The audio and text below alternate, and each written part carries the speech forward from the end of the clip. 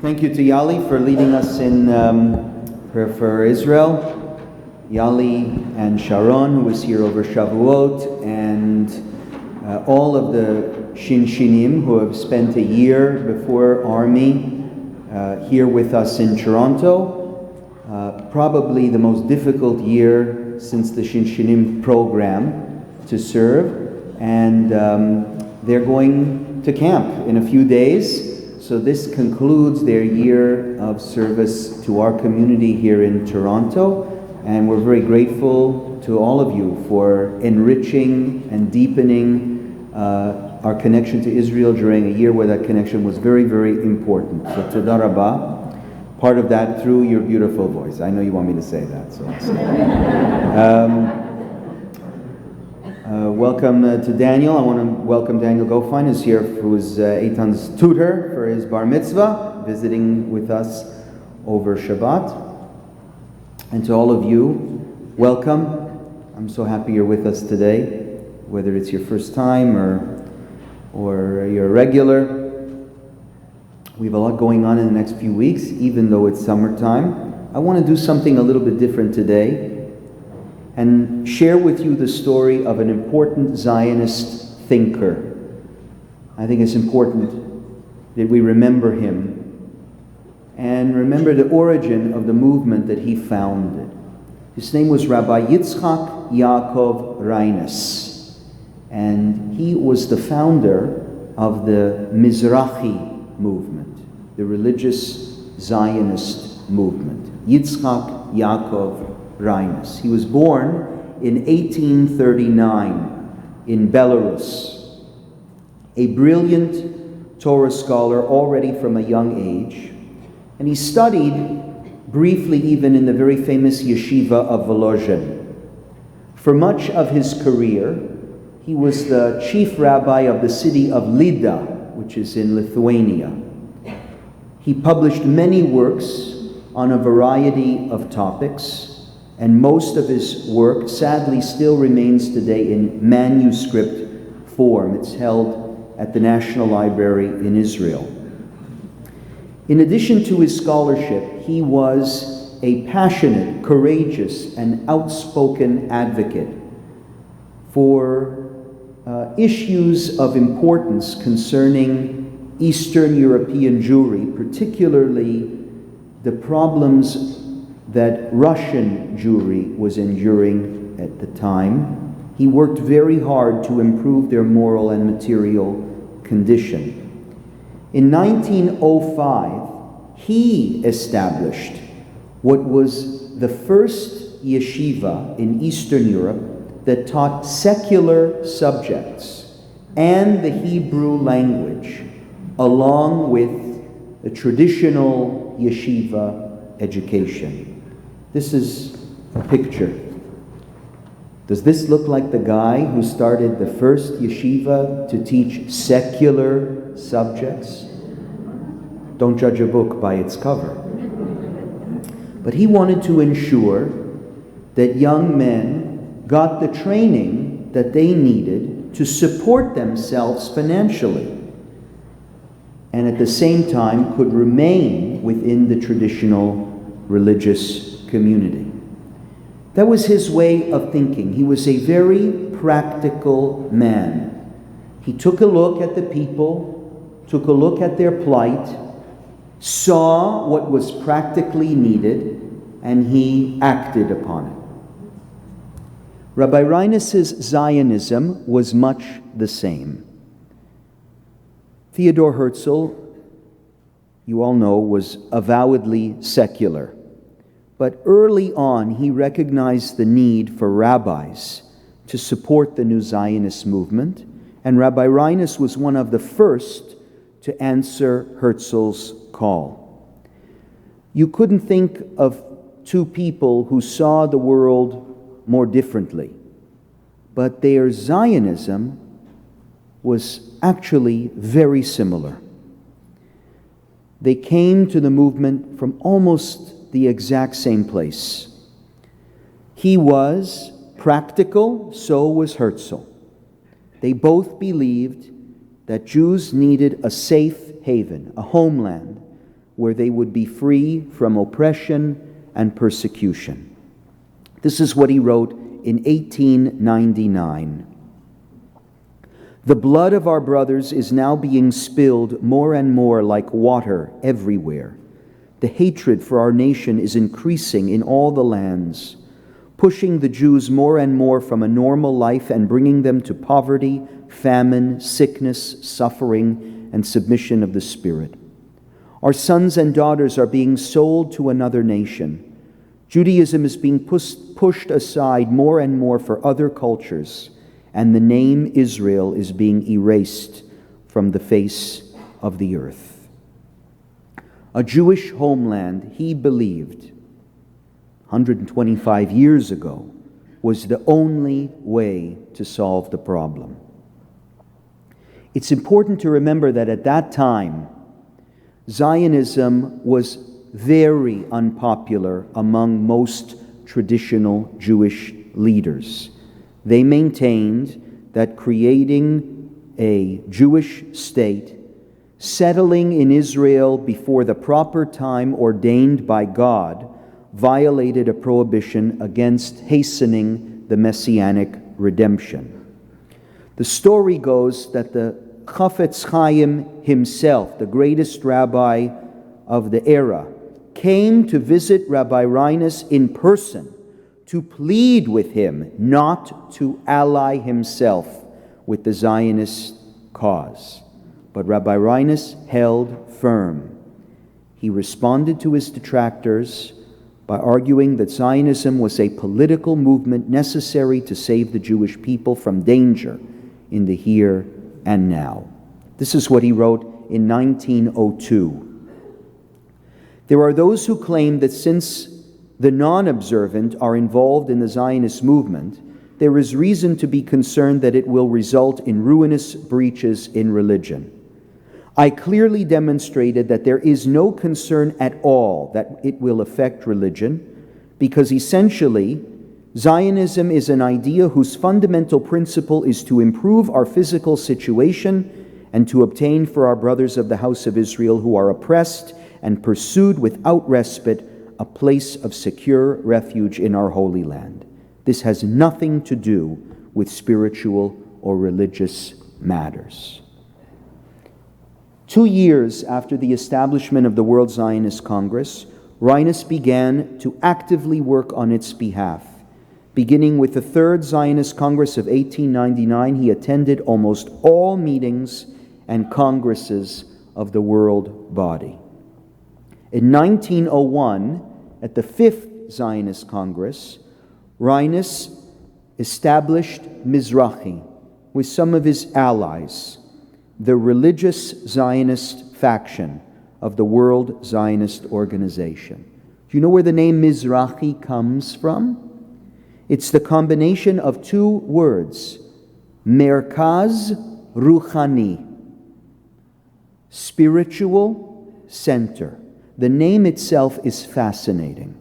Not religious center, not Torah center, like the names you find with many religious Zionist parties in the Knesset today. Spiritual center, a much more inclusive name. Mizrachi was created in part to oppose the Democratic faction, a secular cultural Zionist party that was headed by Chaim Weizmann and Achad Ha'am, Asher Hirsch Ginsburg. Under Reines, Mizrachi worked to limit the voices in the Congress that were more ideological in nature and keep the focus on the practical. He did not buy into the isolationism or the extremism of the ultra-Orthodox, nor the socialism and secularism of the cultural Zionists. It was a movement with only one ideological value, Am Yisrael, the Jewish people. Jews needed a homeland. Let's work to establish it. Nothing else matters. Shockingly, Mizrachi even voted for the Uganda proposal, when it came before the Congress. That's how practical they were. I should say that Reines did not see Zionism as devoid of religious value, but he saw the religious value of a state in a very unique way. He wrote this: Zionism powerfully raises the flag of Zion and rallies around it all the dispersed and unites them as one. It calls out from the heights the name Israel. It goes out to fight bravely against the tendency towards assimilation and self-disparagement. It calls out to the nation to stand up for itself and not to give up anything. It brings national pride to the hearts of many. For Reines, Zionism would lead to a religious reawakening, but not through coercion. It would happen naturally because it would build bridges to non-religious Jews and raise everybody up together in a renewed spirit that would bring everybody together and unite the Jewish people in a national renaissance. There's more to say, but this should be enough information to shock you if you're someone who reads about Israel today, and particularly about the religious Zionism of today. Even during his lifetime, alongside Rabbi Reines, there was a different kind of religious Zionism that was being developed by Rabbi Avraham Yitzchak HaKohen Kook and his followers. When you think religious Zionism, typically people don't think of Reines, they think of Kook. He created a theological framework that saw the secular Zionists as doing God's holy work for hastening the coming of the long-awaited Messiah. According to Rav Kook, even secular Zionists were actors in a great cosmic drama that would ultimately bring about their return to traditional Judaism. After the State of Israel became a reality, that more miraculous way of looking at Zionism kept being affirmed and affirmed again and again. The Six-Day War helped affirm it. The capture of the Temple Mount kept affirming it. In the face of all of these events, you can't really blame people for replacing the pragmaticism of Reines with the much more attractive notions of religious destiny and visions of the end of days. So at one time, the practical could coexist with the messianic. The messianic slowly began to replace the practical in the religious Zionist movement. Today, like you, I read increasingly of a religious Zionism so different from the one that Rabbi Reines set to pen. It no longer sees many of its fellow Jews as objects of care and concern, but as enemies in need of defeat. I was shocked to read of their reaction to the proposed Biden-Netanyahu hostage deal. We know in the end Hamas rejected the deal. But first, it was introduced to senior members of the Knesset. Do you know something? The ultra-Orthodox parties, before even reading the details of the deal, all agreed to support it. Redeeming hostages is a supreme Jewish value, said Yitzchak Goldknopf, the leader of United Torah Judaism, and he vowed to support the deal. The same line was voiced by Shas, the other ultra-Orthodox party. The deal is about the commandment of redeeming prisoners, Shas said, and we encourage the Prime Minister and the War Cabinet to endure all the pressures, finalize the deal, save our brethren and sisters who are in captivity and distress. But the religious Zionist parties rejected it flatly. The deal means giving up on defeating Hamas, said Itamar Ben-Gvir. His conclusion, it's a reckless deal, was followed by a threat to dissolve the coalition if it adopts it. Finance Minister Bezalel Smotrich concurred, calling the proposal a surrender offer. He vowed to work for the replacement of a failed leadership with a new leadership that will know how to deliver victory. Isn't it odd? What would he say, seeing what has happened to the religious Zionist movement that was once founded on the principle of looking out for every Jew in distress and making that the practical and number one priority. He wanted a movement, Reines, that prioritized national unity over everything else. He saw the Zionist movement as a way to bring all Jews, religious and secular, under the common banner of renewal and return. He lived way before there was a conservative movement, but I am sure that if he had lived when there was a movement, we would be partners in some way, because his values are our values. They would have made us natural partners, but not today. Today, I see a movement obsessed with settlement and sovereignty, with Jewish law and ideology, with gaining political influence, and messianic visions that are still attractive, but seem divorced from practicality and reality. There is a lesson that I come back to year after year, a fundamental lesson of Judaism expressed in the Jewish calendar. And that is the lesson of Pesach, the holiday of peoplehood, coming before Shavuot, the holiday of Torah. That lesson is highlighted this week when in this morning's reading, Pesach Sheni, the second Passover, is introduced to us. Pesach is such a crucial affirmation of Jewish peoplehood. It's so important to Judaism that if you miss it, we'll make another one for you a month later.